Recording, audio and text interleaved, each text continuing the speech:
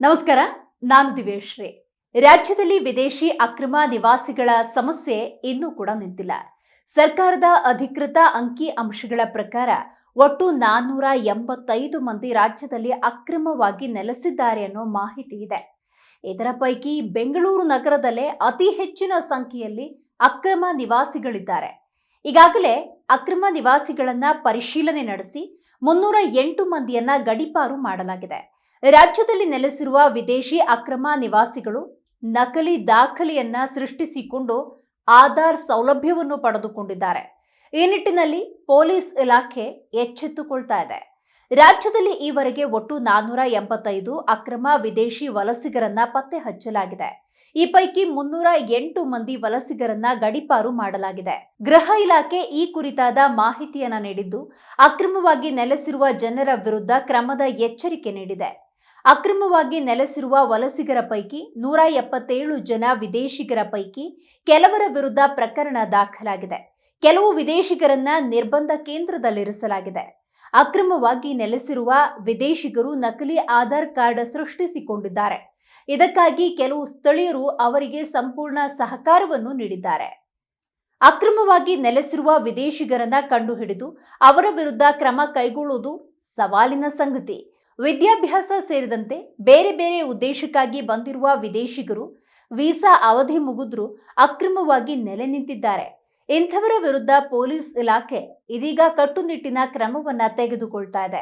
ಯಾವ ನಗರದಲ್ಲಿ ಎಷ್ಟು ಪ್ರಕರಣ ಅಂತ ನೋಡೋದಾದ್ರೆ, ಬೆಂಗಳೂರು ನಗರ ಭಾಗದಲ್ಲಿ 344, ಮಂಗಳೂರು ನಗರ ಪ್ರದೇಶದಲ್ಲಿ 41, ಬೆಂಗಳೂರು ಜಿಲ್ಲೆ 49, ತುಮಕೂರು 1, ಕೋಲಾರ 12, ಹಾಸನ 3, ಕೊಡಗು 1, ಚಿತ್ರದುರ್ಗ 6, ಧಾರವಾಡ 2, ಶಿವಮೊಗ್ಗ 12, ಉಡುಪಿ 10, ಉತ್ತರ ಕನ್ನಡ 4 ಪ್ರಕರಣಗಳು ಅಂತ ಮಾಹಿತಿ ಲಭ್ಯವಾಗಿದೆ.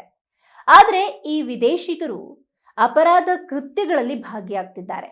ರಾಜ್ಯದಲ್ಲಿ ಅಕ್ರಮವಾಗಿ ನೆಲೆಸಿರುವ ಕೆಲವು ವಿದೇಶಿಗರು ಅಪರಾಧ ಕೃತ್ಯಗಳಲ್ಲಿ ಹೆಚ್ಚು ಭಾಗಿಯಾಗ್ತಿರುವುದು ಆತಂಕದ ವಿಚಾರ. ಅಂಥವರನ್ನ ಗುರುತಿಸಿ ಕಾನೂನು ಕ್ರಮ ತೆಗೆದುಕೊಳ್ಳಲಾಗ್ತಾ ಇದೆ. ರಾಜ್ಯದಲ್ಲಿ ಒಟ್ಟು 157 ಅಕ್ರಮ ವಲಸಿಗರ ವಿರುದ್ಧ ಒಟ್ಟು 37 ಅಪರಾಧ ಪ್ರಕರಣಗಳು ದಾಖಲಾಗಿದೆ.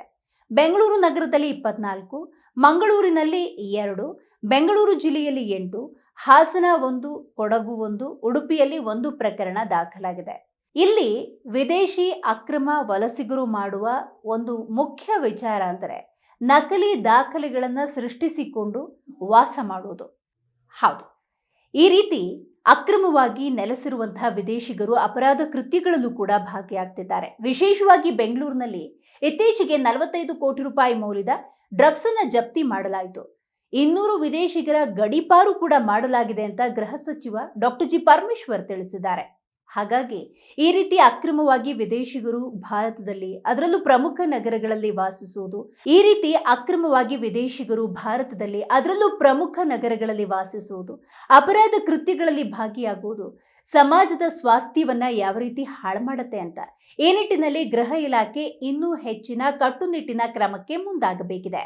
ನೋಡ್ತಾ ಇರಿ ಜಿ ಕನ್ನಡ ನ್ಯೂಸ್, ಸತ್ಯವೇ ಸುದ್ದಿಯ ಜೀವಾಳ.